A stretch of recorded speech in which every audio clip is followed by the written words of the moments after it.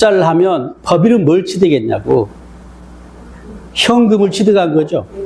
그 다음에 주주, 출자자, 투자자는 뭘 취득했어요? 주식을 취득했죠. 여기 어디에도 현금, 주식은 없네요. 그 말은 무슨 말이에요? 이 경우는 취득세, 과세 문제가 등장하지 않습니다. 알겠죠? 네? 자, 그러면 이번에는 이 출자하는 것은요, 금전만이 아니라, 현금만이 아니라, 현금이 아닌 자산을, 그죠? 재산을 출자할 수가 있어요. 일단, 재산적 가치가 있다 출자할 수가 있습니다. 이때 현물 출자를 했고요. 현물 출자할 때 전제가 뭐냐면, 15가지에 해당하는 자산을, 그죠? 출자했다고 가정하는 거예요. 네네네. 현물로 출자했는데, 이거 과세 물건이 아닌 자산을 현물 출자하면 역시 여전히 뭐야? 취득세 문제는 등장하지 않아요? 근데 가정하는 게 그냥 현물 출자하면 뭘 전제로 한다? 과세 대상 물건을 출자한 걸로 가정하고 이야기를 시작합니다. 토지를 대면 출자했다 해봅시다. 부동산을. 자, 그러면 취득세 문제가 나오겠죠? 누가 취득한 거예요? 누가 취득자고 누가 취득 납세금을 주는 겁니까? 누가요? 법인이에요? 출자자, 투자자, 주주예요? 법이죠, 법인. 법인이 취득한 토지. 알았어요? 출자받은 토지에 대한 취득세를 내야 한다, 이 말이에요. 아셨죠? 역시 여전히 주식은 뭐야? 취득했지만 과세 대상이 아니니까요. 그죠? 예. 그거 알아들었죠? 예. 더 나아가서 이 출자자 주주 입장에서는 뭐예요? 이게 양도가 되는 거예요. 그죠? 네? 그래서 이 이야기는 어디서 나와요? 출자자 주주 이야기가 뭐예요? 양도세 이야기가 나와요. 물론 이게 개인이어야 되지. 양도세는 개인에 관한 세니까. 그래서 이 양도세는 이 출자할 당시의 금액이 만약에 10억이라면 이 당초에 언젠가 이 토지를 취득했겠죠. 그죠? 취득할 때 금액이 만약에 1억이었다면 1억 주고 산 토지를 뭐야? 10억인 상태에서 출자했다면 아마 차이가 얼마야? 소득이 발생했죠. 이익 받죠. 이 9억에 대해서 세금을 매기겠다 뭐야? 이게 개인이라면 이게 양도소득세가 되는 거고 이야기가 양도소득이 또 나와요. 아시겠죠? 그 다음에 이제 그러면 여러분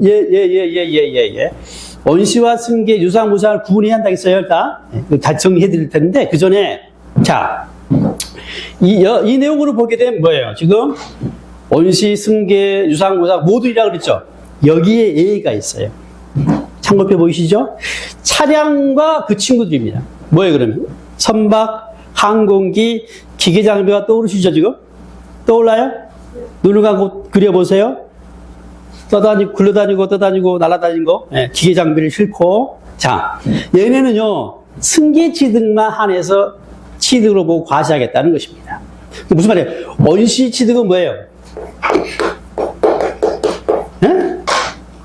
과세 않겠다는 겁니다. 네. 이유가 있긴 있는데 설명하면 자 원시와 승계는 뭐냐면요 원시는 없던 걸 만들어 취득한 걸 말해요. 없던 걸 새로 생긴 거라 보시면 돼요. 원시 취득이에요.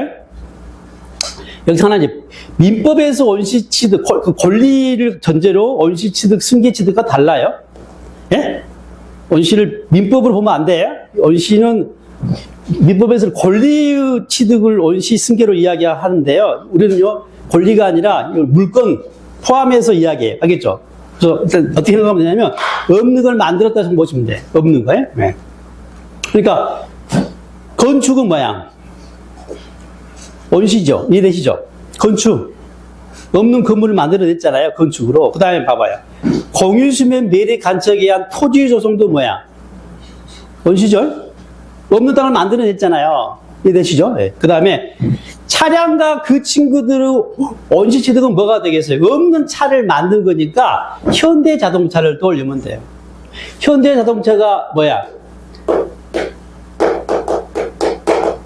현대자동차가 차를 지금 만들잖아요. 이걸 뭐라 그래요? 이 차를 조립한 걸, 없는 차를 만든 걸 뭐라 그런다? 이 제조한 걸, 생산한 걸 뭐라 그래요? 원시 취득이라고 하는 거야. 이거 여기다가 만약에 이 원시 취득에 대해서 세금을 매기면 이 현대자동차가 어떻게 행동하냐면 이 취득세를 어쩐다는 거예요. 차값에다가 포함시켜가지고 우리한테, 소비자한테 떠넘긴다는 거야. 에? 자기 주머니 내지 않고, 그리고 차값이 올라가고, 결국 뭐가, 소비자가 부담하게 되겠지. 이거 감안해가지고, 봐주겠대. 같은 논리로, 선박도 그렇고, 항공기도 그렇고, 기계장비도 그래요. 아시겠죠? 예. 그 다음에, 기계장비 하면, 모든 기계장비는 아닌지 아시겠죠? 예? 일반 공장에 돌아다니는 기계 같은 거 생각하면 안 돼요? 이건 건설 관련된 기계장비에 해당되는 건데, 아무튼, 제한돼 있어요. 예. 아시죠? 자. 그럼 이제, 방금, 이제 판단을 해야 합니다. 이게 취득이라면, 원시인지 승계인지. 그 다음에, 승계라면 뭐예요? 유상인지 무상인지를 판단해야 할 텐데, 자, 이걸 정리해 놨어요. 자, 일단, 원시 취득에 뭐가 보여요? 에이, 지워버렸네. 자, 원시 취득에 뭐가 보여요? 없던 걸 이제 만들어내는 거니까 뭐가 보여요? 일단, 건축이 보이죠? 건물을 새로 짓는 거고요. 그 다음에, 토지의 조성은 뭐예요? 없는 땅을 만들어내는 겁니다. 그 다음에, 특이하게 뭐가 하나 끼어 있어요? 개수가 끼어 있어요, 개수가. 체크해놓고, 일단, 개수는 체크, 일단. 그 다음에, 자, 승계 취득은 있던 것을, 아세요? 있던 것을 소유권을 넘겨받는 걸 말합니다. 승계예요. 넘겨받는 걸 승계라 그래요. 소유권을 넘겨받는 거예요. 그래서 대표적인 게 뭐, 유상이? 여기 유상과 무상이 있는데요. 매매, 그죠? 교환. 방금 전에 현물 출자 있잖아요. 얘는 다 대가가 있는 유상 취득이에요. 그죠? 대가가 있어요. 그죠? 그잖아요. 매매는 뭐야? 돈으로, 그죠? 대가를 치른 거고. 교환은 각각 그 부동산, 그죠? 치른 거고. 현물 출자는 주식으로 대가를 치른 거죠. 자, 이번에는요, 무상의 무상. 무상은 맞아요. 상속, 증여. 여기에 준하는 기부가 여기 해당돼요. 왜 이걸 구분해야 해요? 이 각각에 대해서 뭐가 다르고요? 과세 표준이 다르고, 뭐가 달라요? 세율이 다르고, 뭐 이렇게 된 거죠. 그래서 당연히 이걸 구분해 내야 합니다. 시험은 어떻게 나와요? 원시 취득은 어떻게 되냐고 나올 수도 있죠. 뭐요? 건축으로 나올 수도 있고, 개수로 나올 수가 있기 때문에 이걸 알아야 한다는 겁니다. 마찬가지예요. 유상 취득은 세율이 얼마냐 이렇게 나올 수도 있지만, 어떻게 나와요? 시험은 매매, 교환, 현물 출자 등으로 문제가 나옵니다. 아시겠죠? 반드시 구분할 수 있어야겠죠? 무상도 마찬가지예요. 상속이냐 증이냐에 따라 다르기도 하고요. 자, 근데 이건 사실상 취득인데요. 취득이 보이시죠? 사실상 취득이에요. 근데 뭐가 있냐면, 이건 사실상 취득은 아닌데 취득으로 간주하겠다는 간주 취득이 있어요. 네? 간주 취득. 간주 취득. 간주. 그러니까 당연히 뭐예요? 어떤 경우인지 당연히 알아야겠죠. 간주가. 그죠? 예. 사실상 취득을 이제 설명했으니까 그려지시죠? 보이잖아요. 어떤 경우를 취득으로 간주하겠냐? 간주 취득을 잘 알아야 할 거예요. 몇 가지가 있어요? 4가지가 있습니다. 반드시 숙지하셔야 합니다. 자, 첫 번째, 지목 변경으로 가액이 증가한 경우에. 자, 여기에 지금 임야가 있어요. 임야가. 얘를 대지로 바꿨다고 해봅시다. 이걸 우리 뭐라 지목 변경이에요. 지목이 바뀌었단 말이에요. 임야를 막 깎고 해가지고 대지로 앉는 겁니다. 예. 지목이 바뀌었다고요. 이때 당연히 이 금액은 가액은 증가하게 할까 안 할까? 가액이 증가하겠죠. 자, 이런 경우에요. 이건 뭐야? 승계예요? 갑이 내 지금 임야를 뭘로요? 대지로 바꿨대. 취득이 아니에요. 취득이 아니지. 아니, 뭐 취득이야, 이거. 내 땅이 바꾼 거지. 지목만 바꿨을 뿐인데. 그런데 가액이 증가하게 되면, 이때는요, 취득으로 간주하겠다가 되는 거예요. 아시겠죠? 왜냐면 그만큼, 처음부터 대지 산 사람하고, 그죠? 대지를 산 사람하고 차등이 있으니까 이걸 과세하겠다. 이게 간주 취득입니다. 그러면 당연히 뭐예요? 이 경우는 또 관련 세율이 있겠고, 과표가 있겠죠? 예? 예. 이때 과표는 뭘까? 뭐 같아요? 증가한 가액이라고 했을 때, 과표가 뭐겠어요? 임야를 대지로 바꿀 때 들어간 공사비가 돼요. 이게 실제 가액이에요. 실제 취득가액이라고 그래요. 이거 배울 거예요. 가액이 증가한다고 하시면 돼요. 자, 그 다음에 개수 남겨놓고, 개수 남았네. 여기도 개수가 있죠. 여기도 개수가 있죠. 네? 남겨놓으세요, 일단. 개수는 사실상 취득이 원시 취득이기도 하고, 뭐예요? 간주 취득이 되기도 해요. 놔두고. 그 다음에 차량과 그 친구들을 종류 변경이고, 역시 가액이 증가해야 합니다. 이때 정확히 말하면 항공기는 빠져요. 친구들 중에. 차량과 그 친구들인데, 이번에는요, 똑같아요. 그림이 이런 그림이죠. 이렇게. 뭐 같아요? 차 같죠? 차량. 이게 바뀌는 거, 종류가 바뀐 거예요. 자, 그림이 그려진가 모르겠네. 트럭을 사가지고, 알았어요? 럭셔리한 캠핑카로 바꿨대. 종류가 변경이 됐다 그래, 이걸. 뭐라고요? 종류 변경. 당연히 여쭤봤어요. 가액이 증가하게 하겠지. 이 경우 역시 뭐야? 똑같은 논리예요. 증가한 만큼을 취득으로 간주하겠다는. 선박 같은 경우는요, 선박 있잖아요. 엔진을 바꿔가지고, 알았어요? 속도를 네? 빠르게 한다든가, 뭐. 승선 인원이 늘린다든가 해가지고 가액이 증가한 경우가 되겠습니다. 종류 변경으로. 기계 장비 마찬가지. 논리가 아무튼 변경이 되고 가액이 증가해야 해요. 그 다음에 이제 개수를 개수. 자, 개수가 뭡니까? 인데요. 개수는, 자, 개수 일단 정의를 먼저 볼게요. 개수는 뭐에가 해당되는 거냐면 일단 건축물에 해당이 돼요. 알았어요? 개수는 어디에? 건축물에. 이거 봐요. 개수 한자 봅시다. 뭐예요? 이게 개자가 뭐야? 에? 도구 개자는 아니죠? 뭐야? 고친다는 의미잖아, 고친다. 예. 수는 뭐야? 수선한다 의미예요. 고치고, 수선하고, 이게 개수예요, 개수. 그래서 일단 건축물에 해당되는 겁니다. 자, 건축물을 개수인데, 세법에서는요, 뭐라고 정의하고 있냐면, 건축법에 따른 대수선과라고 되어 있어요. 건축법에 따른 그럼 건축법 배우잖아요. 거기서 대수선 배우죠.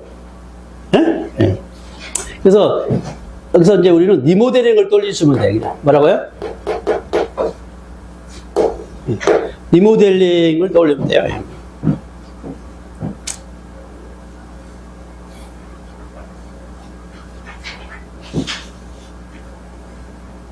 자세한 이야기는 건축법 보시고 일단 리모델링을 돌리시면 돼요. 그리고 다 대대적으로 고치는 거예요. 한마디로 대수선이니까 아시겠죠? 예, 크게 고치는 겁니다. 그리고 뭐예요? 레저 시설 등은 자 이제 시설물 그 건축물의 시설물 레저실 등이 잔뜩 있어요. 여기 레저니까 뭐 수영장 있고요, 뭐 스케이트장 있고 이런데 등 그 외에 뭐 배 만드는 시설이라든가 등등등 잔뜩 있습니다. 예? 독후시설이라는 등 있죠. 이런 것들 잔뜩 있어요. 좀 이따 교재에서 한번 확인시켜 드릴게요. 얘네들을 수선하고, 알았어요? 그 다음에 딸린 시설물을 설치하거나 또 이걸 또 수선하는 것을 개수라고 그래요. 이때 딸린 시설물 하면 떠올릴 게 있어요. 레저 시설 등은 뭘 떠올린다고요? 수영장 등을 떠올리시고요. 등이에요, 등. 잔뜩 있어요. 그 다음에 대수선은 뭘 떠올려요? 리모델링을 떠올리시고, 그 다음에 딸린 시설물은 승강기를 떠올리시면 됩니다. 엘리베이터. 네? 이렇게. 대수선, 리모델링을 한다든가, 이런 수영장 등 시설을 수선하거나, 또 뭐야? 딸린 시설물, 승강기 등을 설치하거나, 그걸 또 수선하는 것을 뭐란다? 개수라고 그래요. 됐습니까? 자, 이때 주의할 것이. 근데 이 개수가 하나는 뭐라 그랬어요? 사실상 취득이고 원시 취득이라고 그랬고, 하나는 뭐예요? 간주 취득했잖아요. 자, 이걸 구분한 게 이겁니다. 개수했더니 면적이 증가한 거예요. 네네네. 개수했더니 면적이 증가하면 새로 생긴 거니까 원시 취득으로서 사실상 취득이고요. 가액만 증가한 경우는 간주 취득으로 본다. 이렇게 됩니다. 이해되시죠? 역시 왜 구분합니까? 취급을 달리합니다. 당장에 세율이 달라요. 세율이. 얘는 뭐야? 세율이. 면적이 증가해가지고, 그죠? 사실상 증가한 경우, 원시 취득으로 보면 이게 세율이 얼마예요? 공부한 사람들을. 4%? 뭔 소리야? 원시인 이빨을 생각해. 원시인 이빨이야? 2.8%. 가액이 증가, 간주 취득으로 보면 얘는 2% 특례 세율적인 거예요. 아무튼, 구별된 이유 아시겠죠?